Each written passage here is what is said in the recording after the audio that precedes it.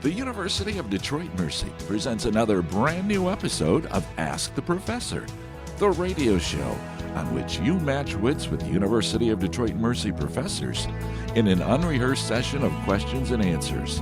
Today's program was recorded using Zoom video conferencing technology.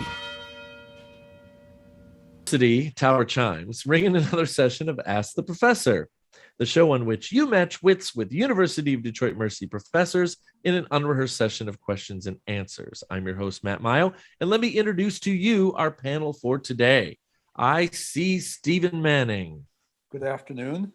Good afternoon. What festivities are planned for this weekend, Stephen? Festivities. Adding a mile to the Sunday morning long run. As part of the training. Could be cold. That's not really a festivity, but and then napping in front of the TV for the rest of the day. Now that's festive. That's party favors for your run. You know, a lot of jingle bells and stuff. And maybe an earlier than usual cocktail hour. Are you preparing for post-Christmas shopping? No. Not outside the house, no. Beyond the screen of his phone. Yes. I mean, you're not suggesting I go to a mall or something. No. Well, I was just asking. I couldn't figure out what you were training. Are you training for a marathon? Well, a half marathon in March. Oh, nice. Hey, I also heard Dan Maggio talking about this. Now, are you still doing brick and mortar a little bit here, Dan, or what? No, and Thanksgiving I was in Pennsylvania and I almost went to the mall, but I decided not to. So, no, I guess I'm not. I feel like you made the right choice. We need you around, Dan. Well, that was part of it was just not wanting to go into a crowded indoor space with people. So too much mayhem. Yeah. 100%. Heather Hill is here with us today. Hi. What's going on? Oh, sliding into the end of the semester like many of yous.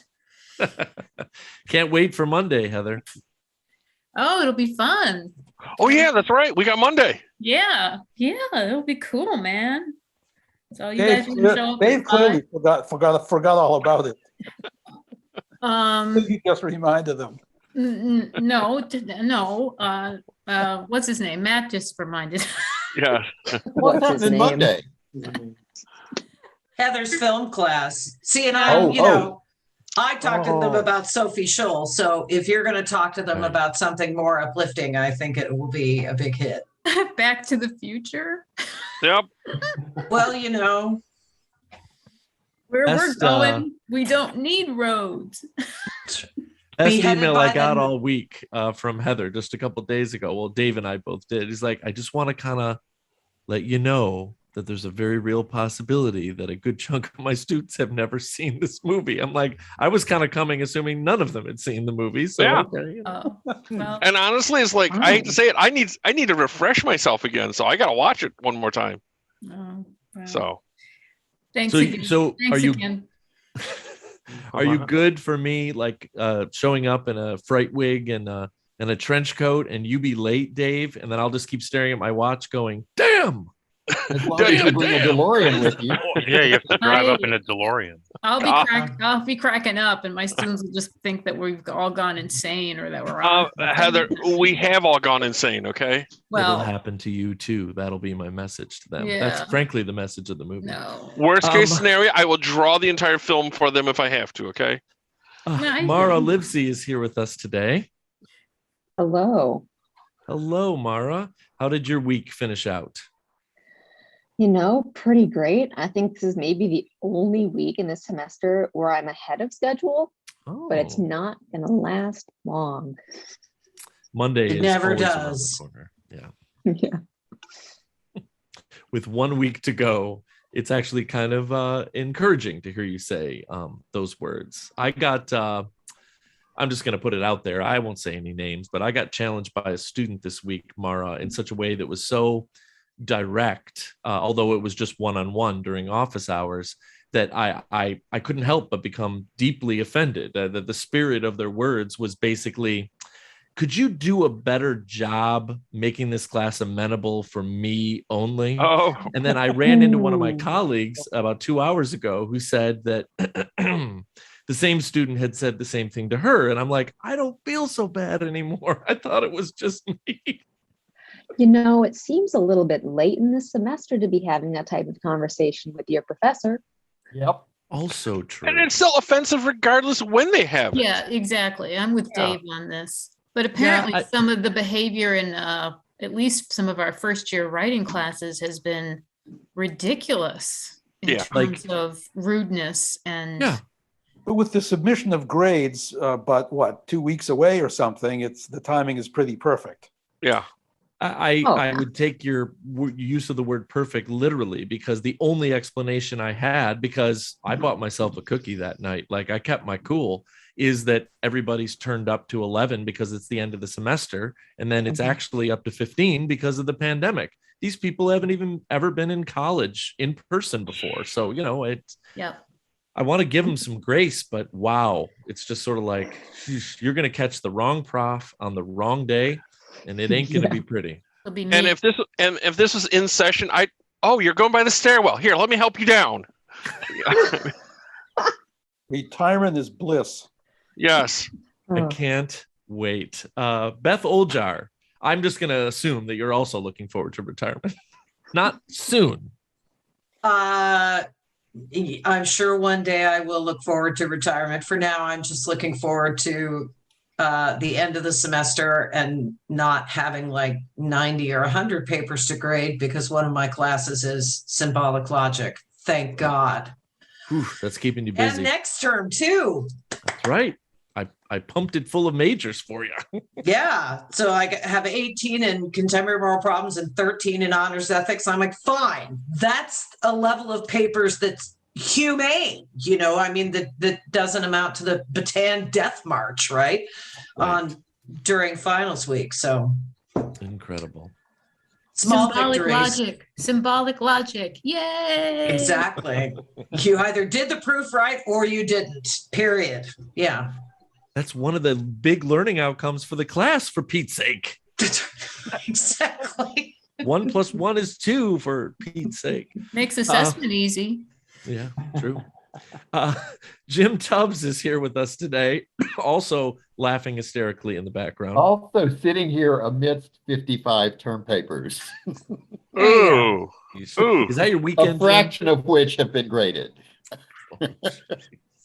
Yep, Oh, that well, at time of least- year. Yeah, there's a few That time of football games semester. on to break it up. No. No. When you say a small fraction has been done, give us a number there. Actually, I'm at about half, so Oh, I'm that's okay. good. No, Yeah. that's good. Once you get over the hump, it's all downhill. It's like a roller coaster. Yeah, right. No, he gains momentum toward the bottom. Of all the And people, I don't have a staircase to throw them down, so I have to do something else. It's actually a helter skelter. You go back to the top of the Ooh. ride, right? my gosh. Also cackling wildly at his piles of grading to do is Dave Chow.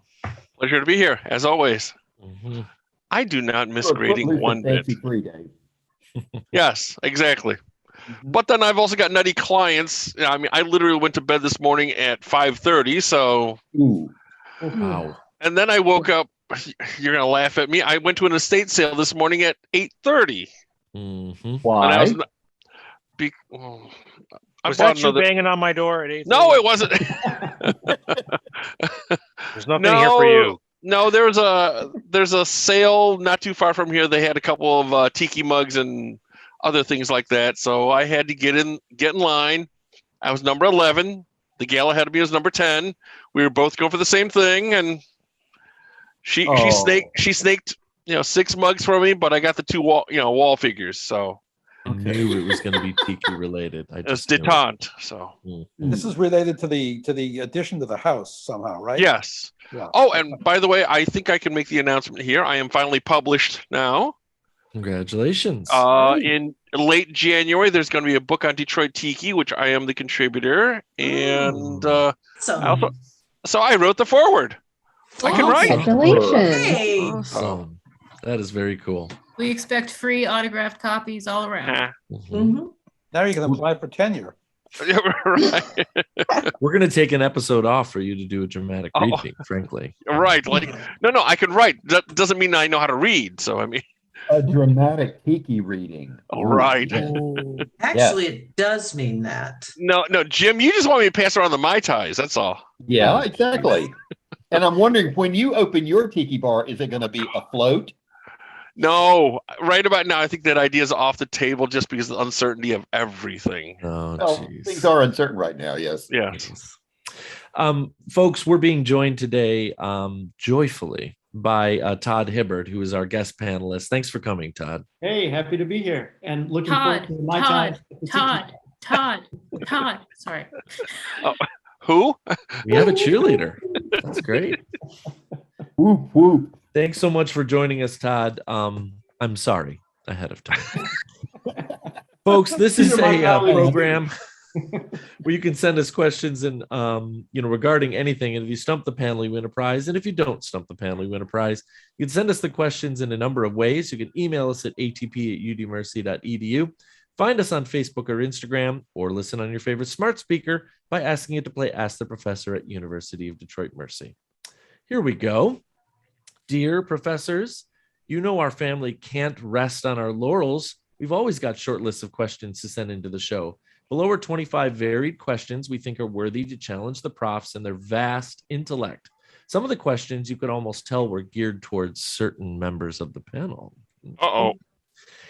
Which we've realized over the years of listening to the show isn't always in the classes they teach or what their degrees say. Oh, of course, you're a varied bunch, to say the least. Warmest greetings from Valencia, California. It's our friend Frank Burrows. Thanks, Frank. Thanks, Frank. And maybe a laurel is a good place to rest. Yeah, why the and heck we're not? and we're varied. Yeah. Good Lord. We are. Okay. What city is the backdrop for the TV show called Dynasty? Denver, Colorado. It is Denver, Colorado. Yep.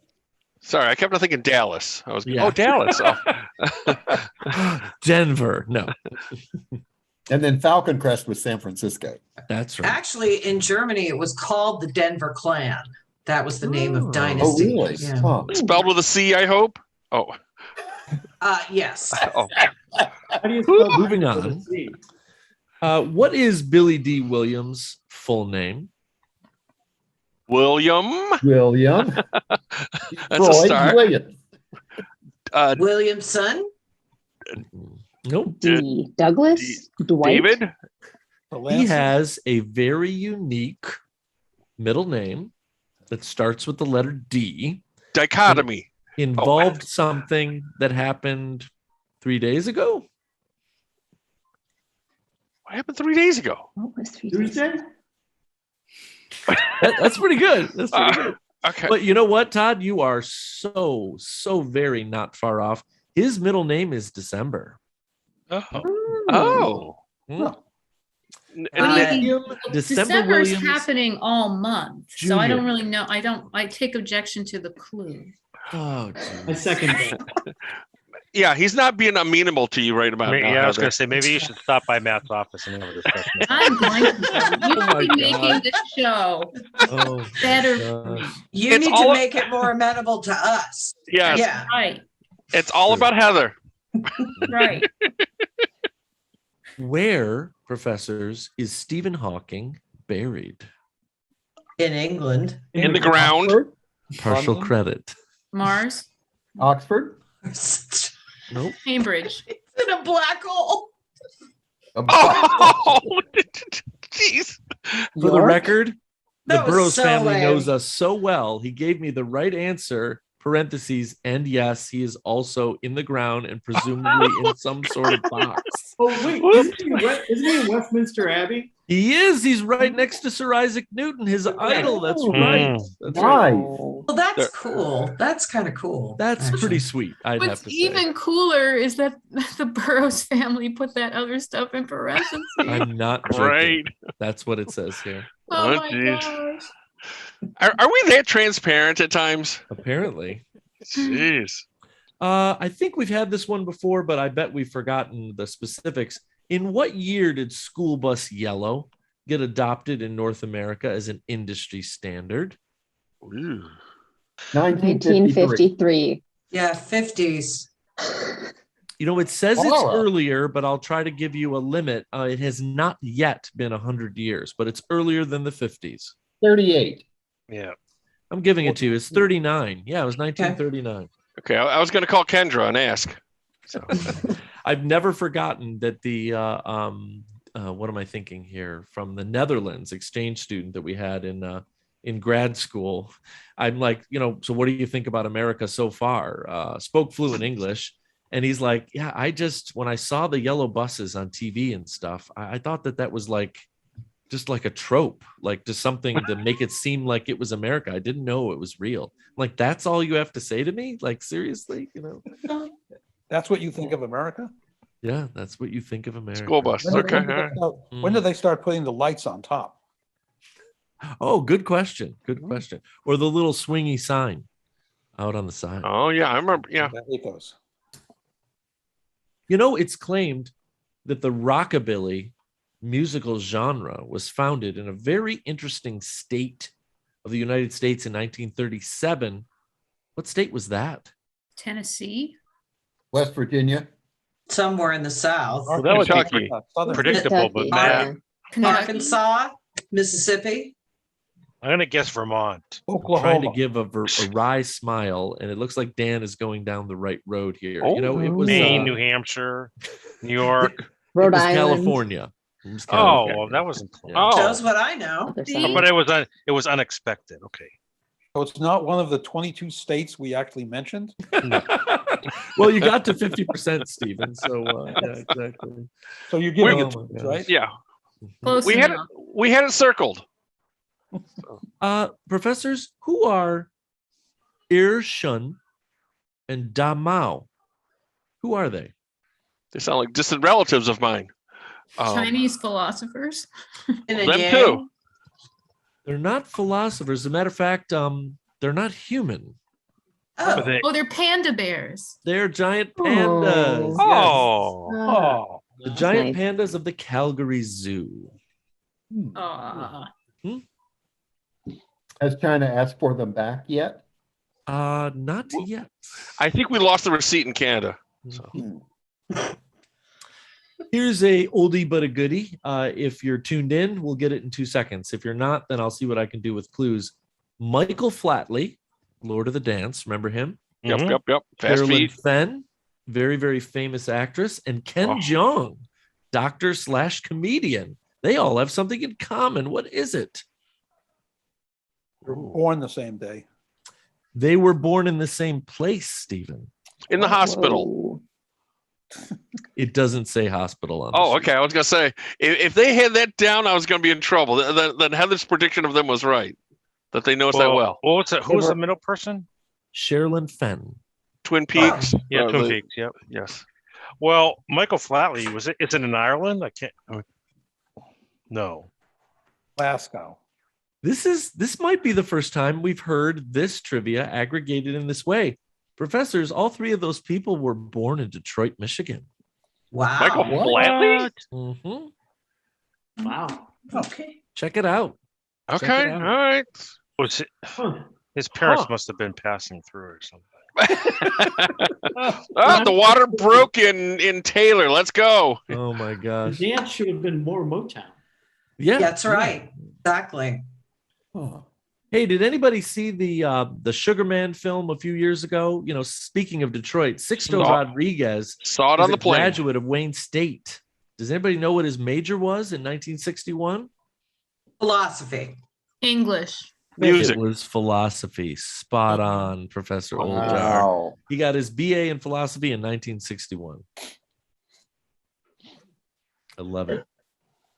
A lot of famous people have degrees in philosophy Who was it? Was that it you Gene, wouldn't expect. Gene Siskel, right? Gene Siskel, Steve Martin, Phil Jackson, Katie Tur. Mhm. Professors, do you know the name of the sequel to the very, very famous, probably for the wrong reasons, Ronald Reagan film Bedtime for Bonzo? Was it like college for Bonzo? Yeah, Dave got it. It's College. Bonzo Goes to Bonzo College. goes to college. Yep. That's where the trope comes from. The Bonzo movies. Yeah, and Reagan didn't star in the sequel, if I remember right. That's right. I'm getting stuff ready for Monday here, Dave. He's like, oh yeah, future boy, who's president in 1985? Ronald Reagan. Right. The actor. Well, man. bless you. I know you have Oh, a stuffy wow. nose. And Jane Wyman's the first lady? According to what records we have, professors, what percentage of the North Korean population identifies as being employed by the military? Oof. Employed or being subjugated by? 40%. Probably both. Of which the population? military. North Korea, Jim. 40 is actually a little North. high. Okay. 30. 22. 28. These questions always freak me out. You know, it says it's 5%, but if you think about that number, the total population of the country, it's quite a bit of people. That's, of course, a North Korean statistic. It's also a North Korean statistic. Yeah. Hence, not reliable. Yeah. I think that's fair to say. Yeah. Oh my, can you name even one of the 4 main sources of income for the country of Vatican City? Tourism. Tourism. Yes. Postage stamp. It's fair to say. Although, to be honest, from people, I've never been there. The Oh, did we lose Matt? Lost Matt. Yeah. Uh-oh. He's That's gone. frozen. Oh, geez. Oh, we lost the host. are Okay, relatively not modest. good. They make Oh. most. Uh-oh, Matt, he's back. you're You're You're- freezing up, Matt. Oh, great. I'll try again. Most of the money they make is in the gift shop, and Oh. it involves stamps. Yep. Mhm. Stamps. you're like snow domes and Yeah, I've been in that gift shop, and boy, they've got all kinds of Vatican stamps. wait a minute. So there's like a Pope Francis beer cozy that I need to get? Hey, they could still be selling indulgences. So I think Seriously. we have to consider progress as having been made if they're now at least not tricking people into believing something Talk and like paying that for is, something. talk like that is why the screen just froze. Oh, Oh, you see the think so? correlation, right? that's right. Yeah. Wow. Sorry. Try this one. No offense, profs. I definitely could have gotten this one if it was given to me in this way. Saturday, September 13th, 1969. What TV show's first episode was Star titled Trek. What a Night for a Night? It's not Star Trek. Oh, that would Night. be Scooby Doo. Scooby-Doo. Oh. Where are you? Scooby-Doo, where are you? Yep. That's right. The Pre first Scrappy night Doo. was the Uh-oh. night at the end of the day. The second night was like a medieval night. What famous singer was purportedly once Paula Abdul's babysitter? For the record, babysat Paula Abdul, was not employed by Paula Abdul. Keith Richards. Billy D. Williams. Sheryl Crow. No, a very famous male singer. Oh. Initials MB. Michael Bublé. Michael Bolton. Michael Michael Bolton. Bolton. Michael Yes, Bolton. Michael Oh, Bolton. okay. There you go. But Michael Bublé is fantastic. That was a great guess, Jim. Very good guess. She probably braided his hair. Oh, Professors, what percentage, according to the old Blue Book masters, what percentage of a car's useful life is essentially spent parked and not in use? 98%. I'm giving it to Dan. It's 95, but Wow. I was close going to say, enough for me. Wow. 95. That's incredible once you start wrapping your mind around it, you know? What's the clue again? What percentage? Of a car's useful life is spent being parked and not in use. Useful. That's 100% of my insurance premiums. Yeah. 100% of that last car you picked me up in. Oh my gosh. Hey, consider yourself lucky. Lucky to have made it home. Yes.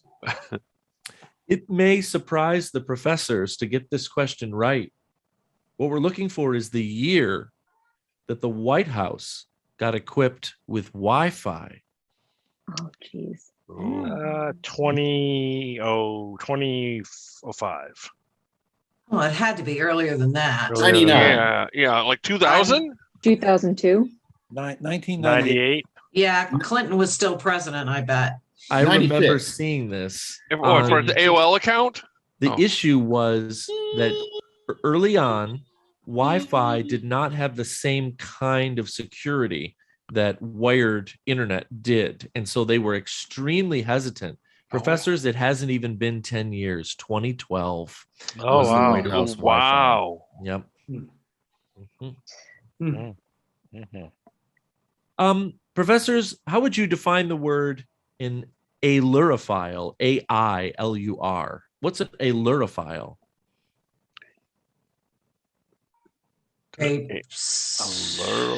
Somebody Someone who who's loves their passionate lures. about.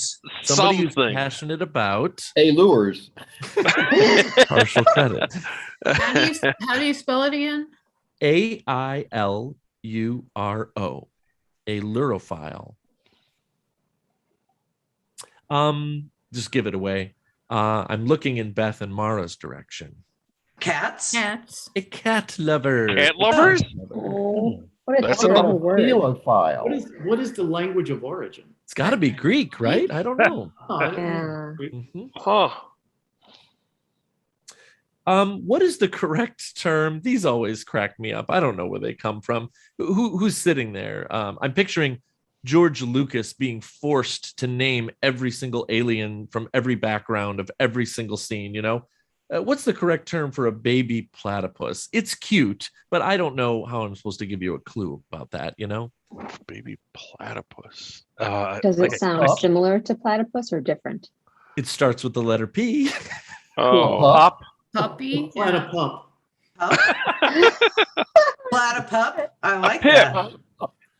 I find them particularly cute. The little dogs with the smashed faces. Pug. Pug? Pug. So they're called puggles. Puggl. Oh. Which is a cute word. It's a cute That's Sounds adorable. like some Brit named him. Yeah, Well. like biscuits. Oh. Oh my gosh. Like a cartoon on Nickelodeon. It does. It does. Yeah, leave it up to Prasad to name Harry the platypus. platypus. What U.S. city has the slogan, the West's most western town? A little bit of false advertising, if you ask me. Reno? Not Reno, but you're getting The close. most western town. Las Vegas. Vegas. Wait, what's that one? Santa Yeah, Fe. yeah, I was gonna say, Not what's Santa that Fe. ghost town that they used to shoot all the movies in? The place in Nevada. Is it in California or no? You know, it's in Arizona to help you. Oh, Flagstaff. Flagstaff. Mm-mm. Tucson? Tucson. No. Diane Manica's house. Oh, I knew that was coming sooner or later. Diane lives in Glendale, right? close enough. Mesa. Phoenix. Mesa. Mesa. Mesa. Mesa. So the answer is it's Scottsdale for whatever Oh. reason. Oh. Scottsdale, Arizona. That is not the most western town. Yeah. I was At My some West- point, maybe. My western town is a lot more west than that. Mhm. Yeah. My western town is a lot. Scottsdale is kind of the Birmingham of western towns. I was But just you- there. I was just there, and I didn't see any sign signifying that. But you can see, but you can see Russia from there. Oh, On please. Yeah. Scottsdale? I did one time up on Camelback Road somewhere. I saw that sign, but it's I didn't believe it. Sounds made up to me. Yeah. Hi, It's- Josh. It's definitely can one of see those you. things where they kind of made it up trying to take the fame away from whatever other fame was out Yeah. there and try to lure people in.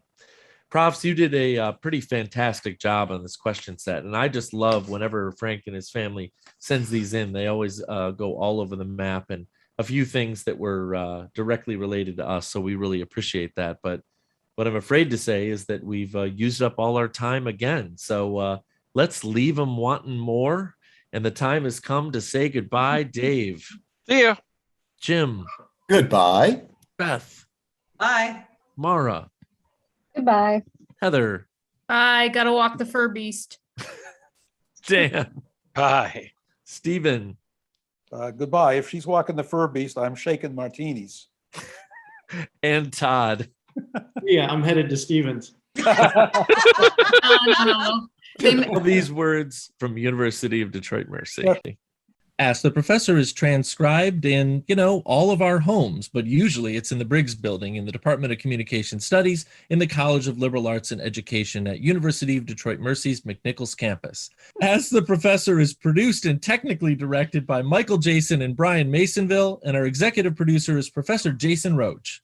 Until next week, I'm your host, Matt Mayo.